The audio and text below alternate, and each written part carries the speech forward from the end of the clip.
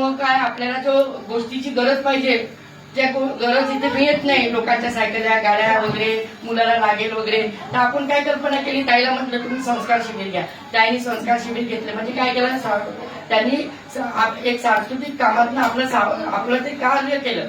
आपले ज्या गोष्टी त्यांना द्यायला पाहिजे ते मुलांना शिकवण्याचं, मुलांना घडवण्याचं काम त्यांनी केलं.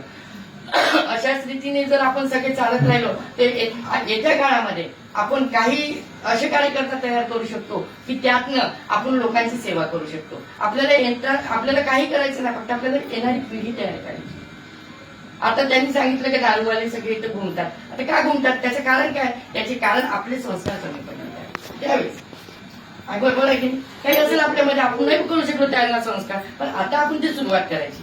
आपण 4 वर्षाच्या मुलांना चांगलं तयार करायचं, पुन्हा या गोष्टी होणार नाही. तर